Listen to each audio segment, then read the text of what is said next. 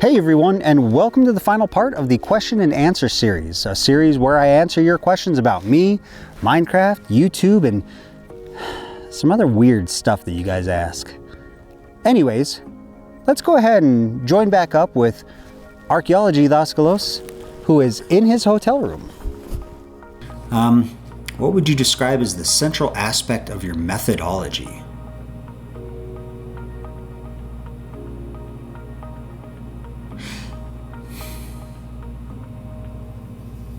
I don't know. I just do what feels right. I don't know.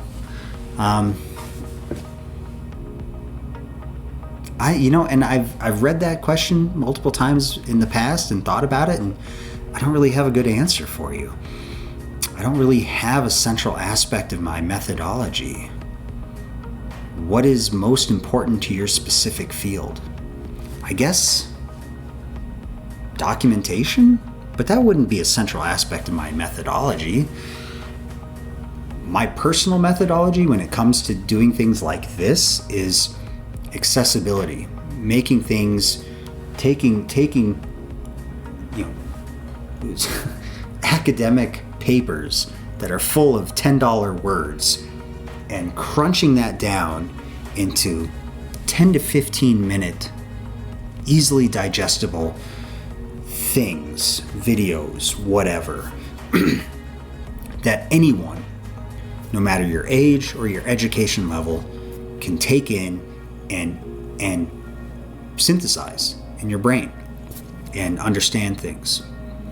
My personal methodology is that I take these things that really aren't made for mass consumption because they're, well, I'll get into that maybe in some other video, and making it easy and accessible for everyone. I know that's not the answer to your question, but I can't really answer your question. I don't really know. How long have you been an archaeologist? It's 2023. 10, 11 years? And no new knees yet. Yet? Oh. Yet. Thing is, I haven't been an archaeologist the entire time. It's more been like a part-time thing. It's a contract thing. So I work for a little bit and not work, and then work for a little bit and not work. You got to stay bankable. You got to do other things. Given that most sciences involve a great deal of collaboration, what's the most interesting sort of person you've worked with on a dig or project, and what for? Oh, I don't collaborate. We don't. We're out in the field. We're doing our thing. I'm sure people in the office collaborate, but us in the field, we don't collaborate. Why would we collaborate? We don't need any other brains on that. All jokes aside, no, I don't collaborate. We really don't collaborate. We don't have like biologists working with us. We might run into one of them out there.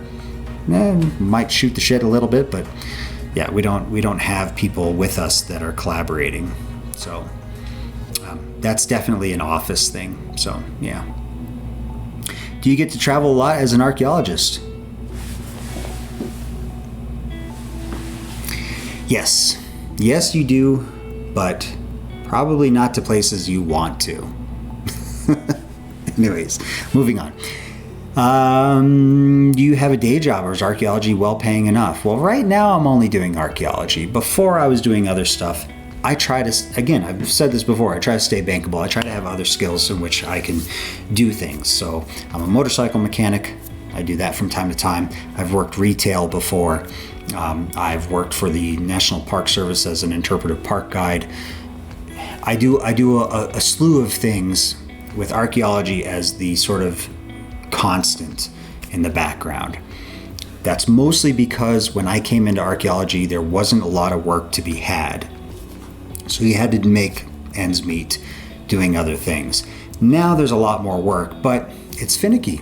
We might not have that in the future. So if you decide to take on archaeology as a career, make sure you have other skills and other options to do stuff.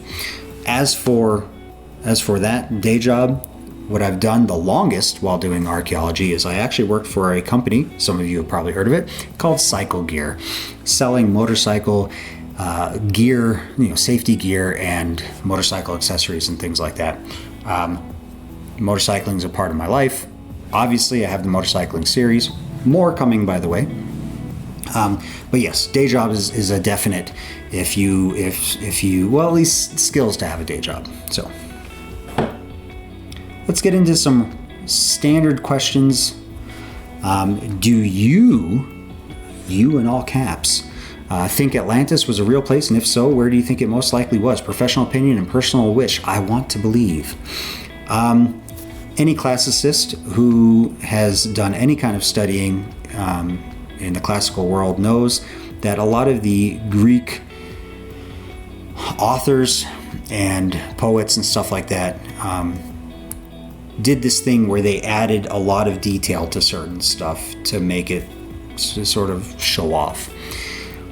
Anyone who has read anything about Atlantis, and I don't mean any of the stuff that's been published later, I'm talking about the stuff that was the Greek stuff, would know that he starts off saying, we are going to talk about a fictional place. We're going to call it Atlantis. It was probably inspired by a couple different places. Thera, I've heard, is a suggestion for places that inspired it. There's also another place that the name totally escapes me, but it was also flooded and completely buried as well, by water and silt and stuff like that.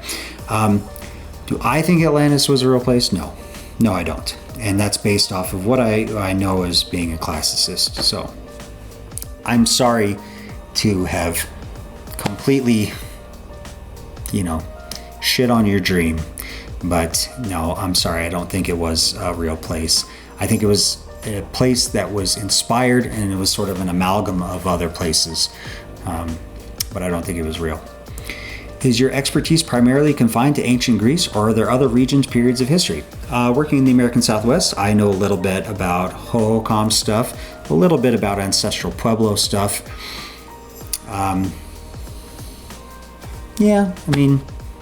That's about it. Ancient Greece is sort of my passion, so obviously I'm going to know a lot about ancient Greece. Slightly more silly question. Have you heard of, watched any of The Curse of Oak Island? Oh God, yes. I have a friend who's obsessed with that. Look, here's the thing. Here's my professional and or personal opinion on it, because that's what you're asking for. If there was anything there, we can't do anything with it now because too many ding-dongs have been out there digging like idiots and have screwed up the context royally of anything that was there. So Oak Island, yeah, you can thank a bunch of gung-ho idiots for screwing up a bunch of the context there. We will probably never know what was going on there. So, but hey, it makes for good TV, right? That was kind of mean. I didn't mean for it to sound mean, but yeah, a bunch of idiots with shovels and backhoes and things like that. They shouldn't be doing what they're doing. What topics other than archaeology are you interested / knowledgeable in? Motorcycles. I actually have a pretty extensive knowledge on motorcycles, specifically vintage Japanese motorcycles, which is odd. But yes, I for years and years and years have been picking up non-running junked motorcycles, getting them running, riding the crap out of them, and then turning around and selling them. So yeah, motorcycles is something I'm interested and knowledgeable in. I also write as well. I mean, obviously, because I'm not that kind of writing, like fiction. I also write fiction. I actually wrote a book a while back. I'm not too pleased with it, so don't ask me about it because I'm not going to tell you about it. I have a couple other books that I'm sort of writing. I have a collection of short stories that I'm writing and a couple of novellas that I'd like to eventually finish. It's a lot of started projects that have never finished. Same thing with motorcycles, funny enough. Don't get me started on that. Okay.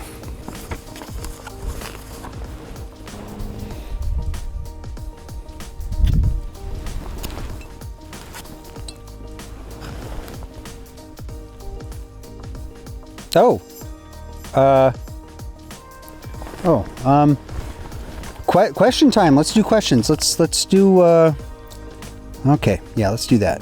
Let's do some rapid fire ones. What country do you live in? The United States of America. How old are you? Old enough. What's your favorite color? Oh, I don't really have a favorite color. It depends on what I'm doing, I guess. Favorite color of like car? I guess something obnoxious like yellow or orange. Or maybe, I don't know. Favorite color like clothes, if I'm like adding something to my clothes, like a tie or something like that. Purple, because it just, I don't know, it stands out. It's kind of cool. Anyways, yeah, I don't really have a favorite color. Boxers or briefs? Awfully bold of you to assume I wear underwear.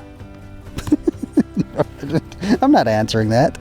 Anyways, let's go back to field vasculos. Moving on. Post-excavation of a dig site. How exactly do archaeologists go about the interpretation process? Okay, yeah, and okay. And like the recreation of the ancient site.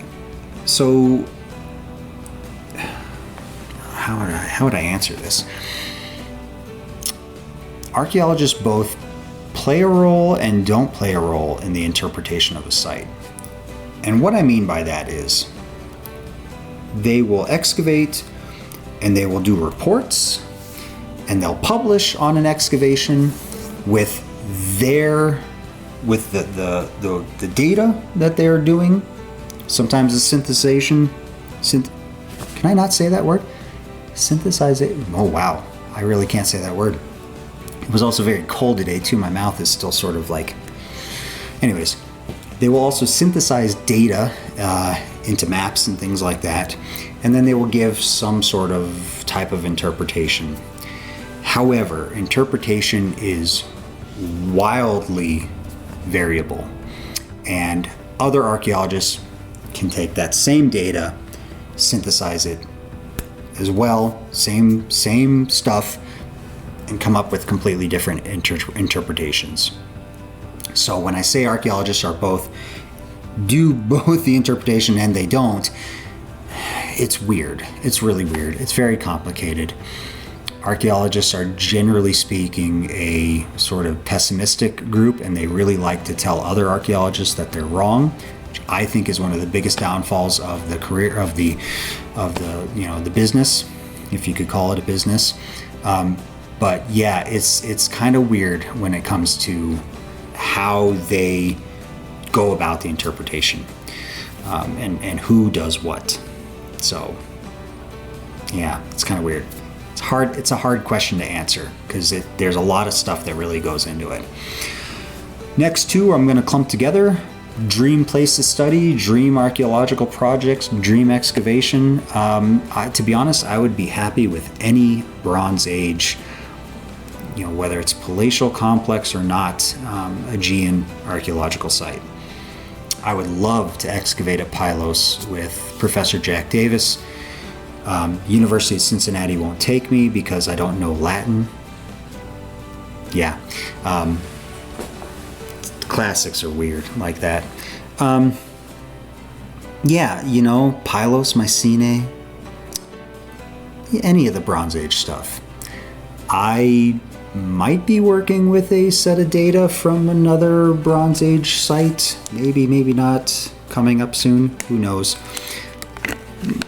We'll see. We'll see what happens with that. But yeah, someplace in Greece, Bronze Age. Oh, what would be really nice? I would love to do. This is gonna sound stupid. 100% survey of Kephallonia and Ithaca, both, for personal reasons. But Odysseus is sort of my spirit animal. And he is an animal, by the way. All right, what's the funniest thing you do in your profession that no one knows about? Shit in the woods? I don't know. We don't really... Archaeologists are serious people. No, I don't know. Shit in the woods. How can I learn more about interpreting the odd bits and pieces that I dig up in my garden? What are you digging up in your garden? I don't know. I would leave the odds, bits, and pieces that you dig up in your garden there. You can always call your local university. I'm sure this is a joke question, but if it's not, call your local university. I'm sure they have an anthropology department with an archaeologist on staff who knows about the area, and they can, you know what? Don't bring it into them, whatever you do, for God's sakes, okay? Leave it where it is, take pictures, bring the pictures into them. Because if you bring the stuff into them, you're already gonna be pissing them off, and they're not gonna want to help with you. Moving on. What items of our current day would be best preserved in, say, 1,000 years from now? Railroad ties? Probably.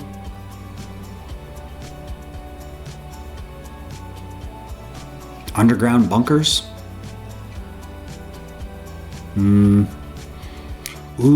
those really heavy coffins that people get buried in, you know, like the ones that are made out of like steel and stuff, especially in drier climates like southern Arizona, or stuff like probably, if I had to guess.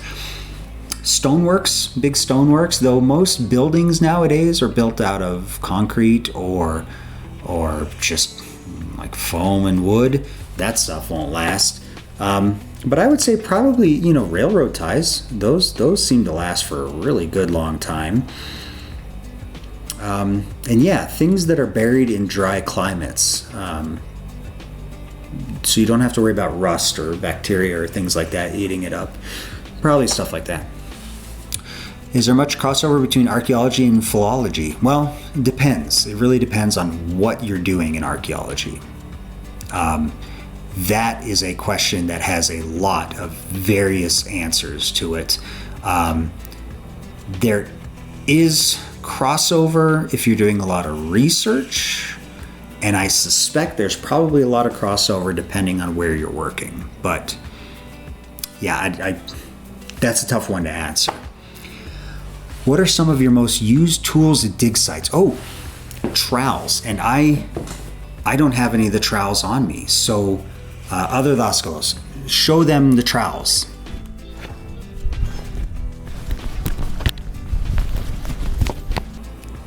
What the fuck are you?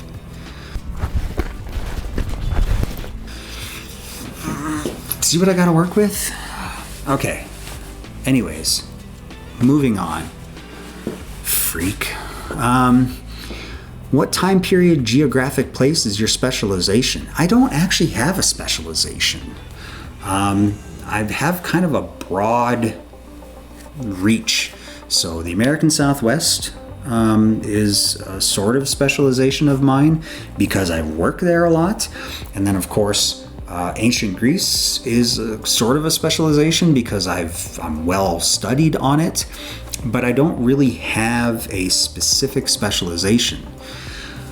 Why is Greek archaeology your favorite kind of archaeology? Because it is. I mean, I don't know how to describe it, because it's better than Roman. Did you ever watch the British show Time Team? And your thoughts?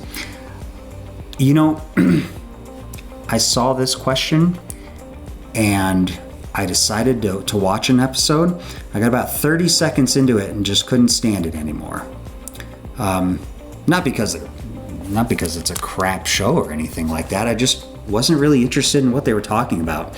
And it seems that every time I try to watch it, it just doesn't really capture my attention. I think that gone are the days of really long documentaries or documentaries that aren't entertaining, I guess, to the modern audience. I think things like what I'm doing is probably going to be the future of that kind of stuff. Bite-sized stuff with entertainment value to it is probably going to be the way to go. I try to watch Time Team. I can't do it. I'm sorry. It doesn't capture my attention. And just don't really care for it. So, sorry, especially if you like it. I'm really sorry. If you like it, that's awesome. It's not really for me. And finally, oh, actually, that was the last one. So I'm gonna pack it in now and turn it back over to Daskalos on some hilltop somewhere. I don't know where you're at. What are you doing? Anyways, he'll take it from here. Good night. Good night. Wait, why am I waving like an idiot? Okay, let's check in with Minecraft Daskalos, who sounds vaguely sick. Are there other games that you play besides Minecraft? Yes, there are other games that I play besides Minecraft. I have a PS4 that I have plenty of games for that I absolutely love.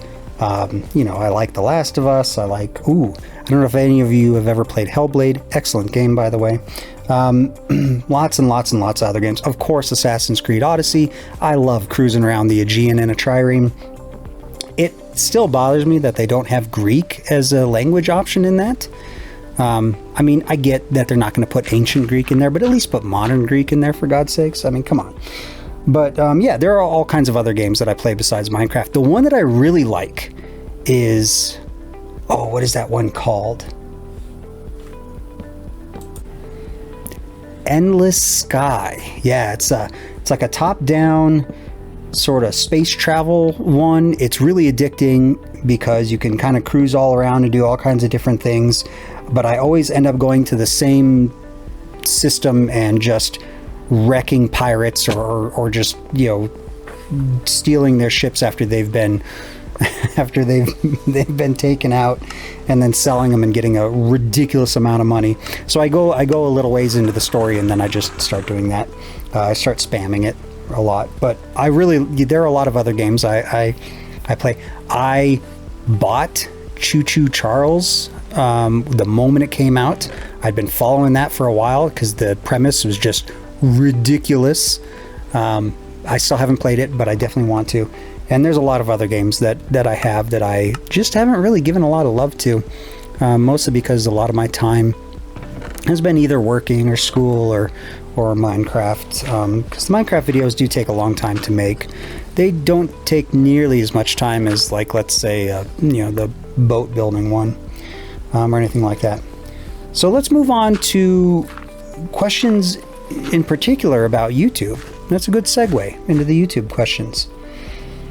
What was it like to suddenly have one of your videos just get massive amounts of views? What were you thinking at the time? And look, you're going to have a lot of YouTubers sit there and be like, oh, I couldn't believe it. I never thought that I'd ever blow up, blah, blah, and they're all full of it.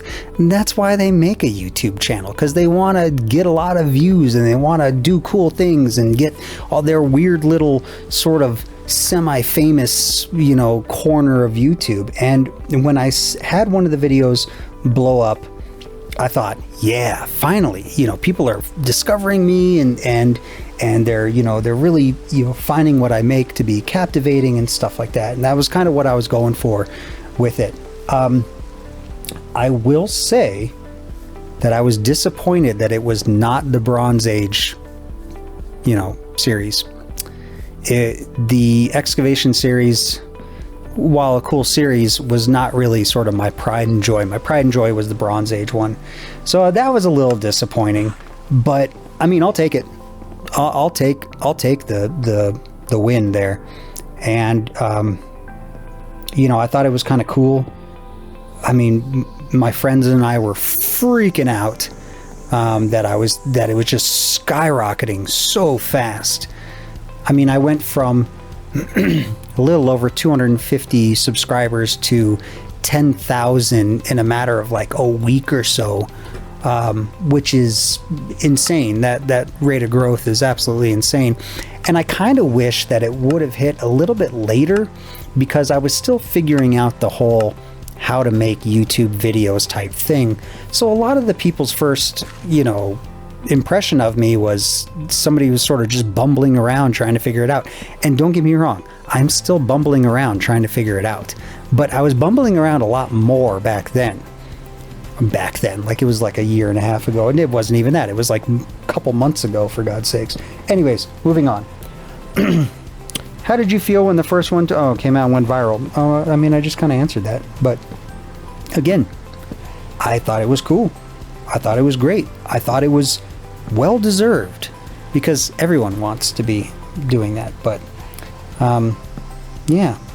By the way, I love your Bronze Age videos. Well, thank you. I would have preferred that one to go viral. If you could, would you react to the Indiana Jones movies?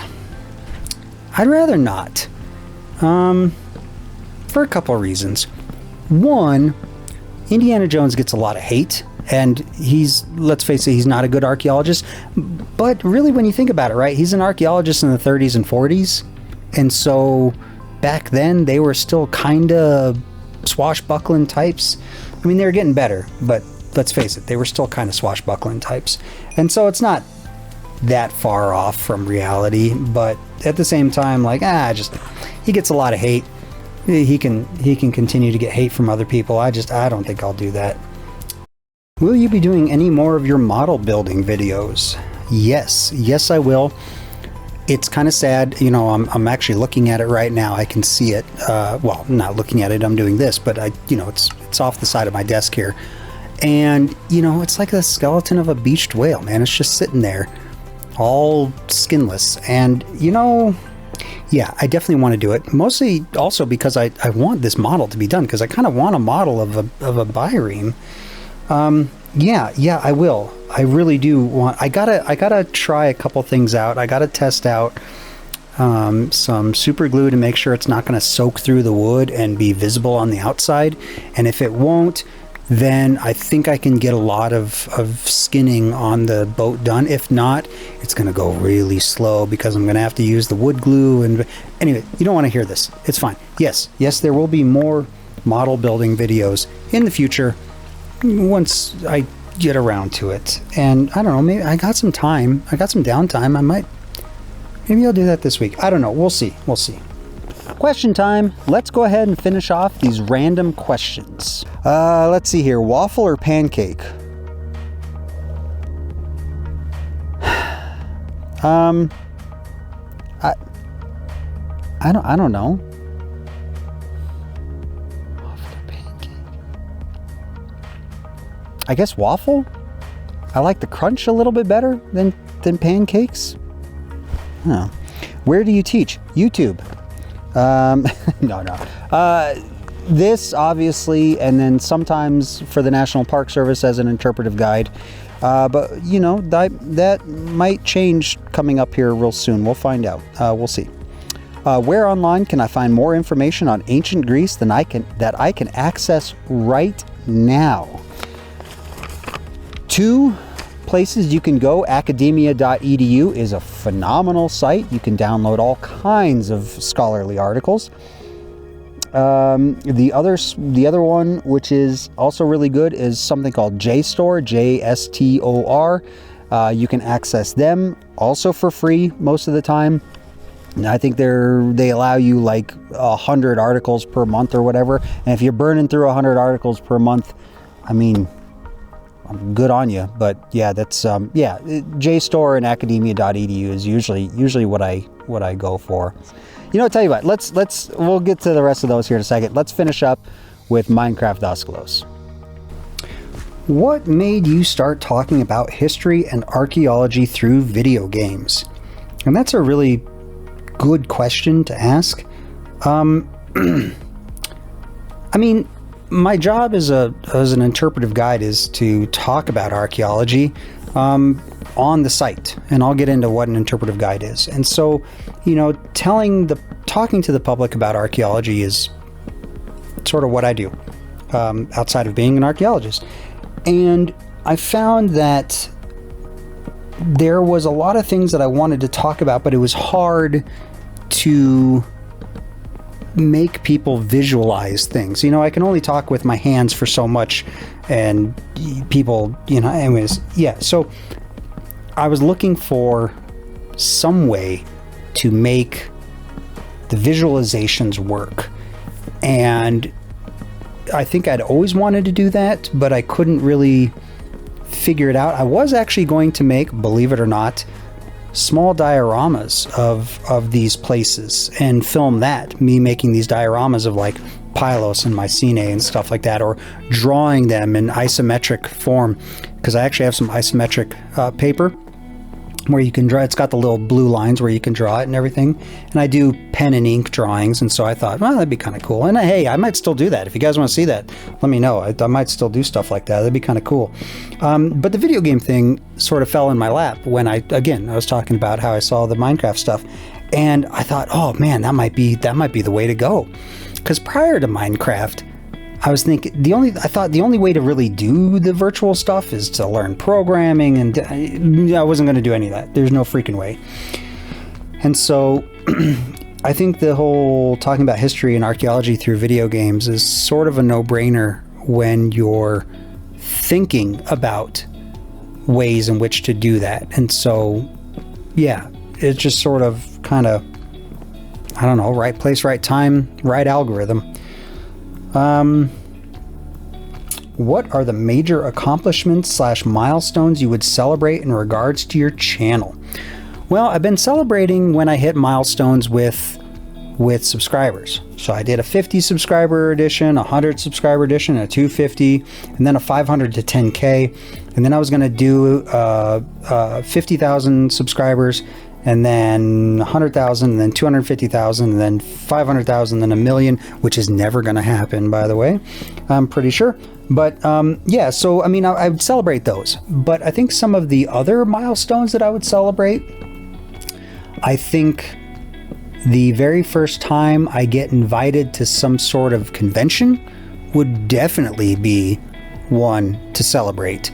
You know, if somebody recognized my channel and said, hey, we have this convention of, I don't know, whatever, you know, come on out and you know, take part in a booth. I think that would be super cool. Or take part in a panel. That would be super cool.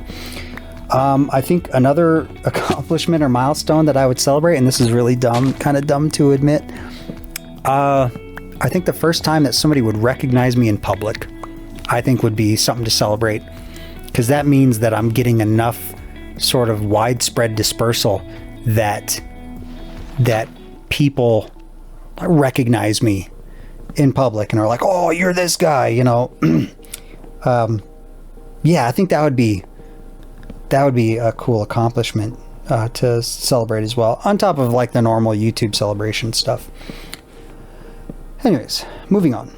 Next, riding with the classics video. Funny you should bring that up. I actually just filmed, I filmed a little while ago, the riding portion of the video, and I need to go out and film the flyby portions of the video. I've got a friend who's going to help me with that, and hopefully we can get it done before it gets too much colder, because, you know, once it gets too cold, I don't want to be riding out in that. So the video is recorded, the riding portion of the video is recorded. It's about an hour long. I think book 2 is going to be very similar in length to book 1 of the Iliad, and so you're looking at probably a 3 episode chunk. So 3 more episodes will be coming soon once I can get those flyby videos. I think what I'll do though, if the weather gets too cold and I can't get the flyby videos, I think I'll just pop the video out anyways, because I do 2 camera shots. One sort of a chest mount, a high chest mount, so you can see where I'm riding, and one down low looking behind me, so you can see me shifting, and you can also see, you know, stuff behind me.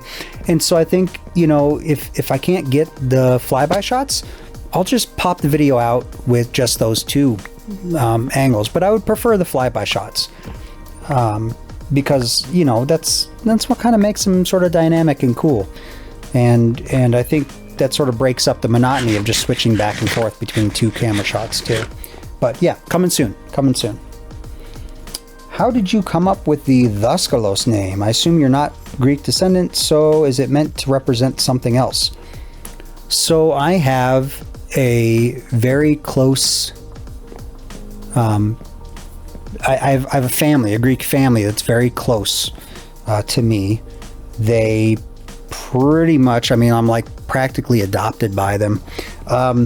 And I met the son long time ago, and this is when I was still, this is, you know, me, I know about ancient Greece and stuff like that.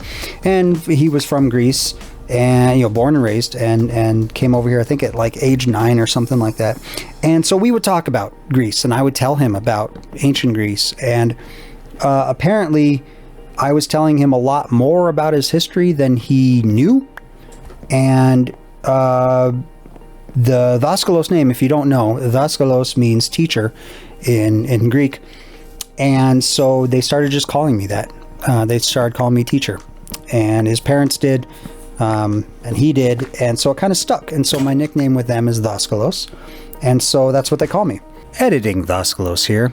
I just wanted to let you know that it was at this time that, well, I kind of go on a little bit of a rant regarding YouTube and naming and all that stuff. It was just a long, dumb story about me and the hurdles I had to jump through to get that name. So anyways, yeah, I just wanted to save you the boring, long exposition on me finding the name. Anyways, back to the video.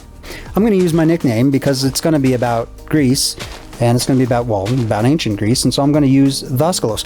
Fun fact though, the ancient Greek word for teacher is not Daskalos. It's actually, well, the D is actually pronounced like a D apparently, so it's Didaskalos. And I'm not going to do Didaskalos because the nickname for that's just going to be Didi, and I don't want to be Didi.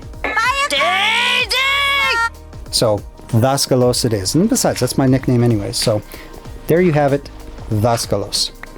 And I do believe that is the last question. So I'm going to continue on with this because I'm having fun for a little bit while longer.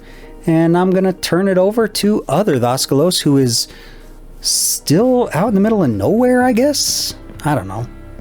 All right, I think that's going to do it for this series. I hope you enjoyed it. I hope I answered your questions. Now, I'm going to pack up and head home, and of course, we're going to do some glamour shots of the starter house that I built. Matter of fact, why don't we do that now while I pack up?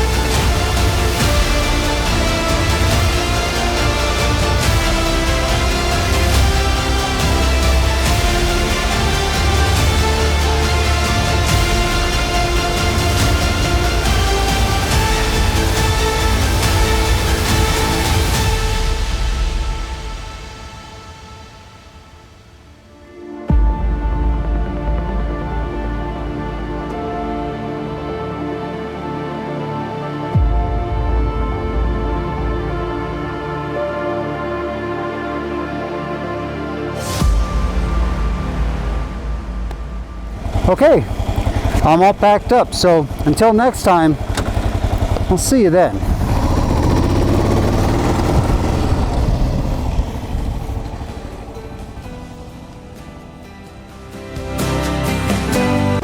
Just kidding. I kind of need this.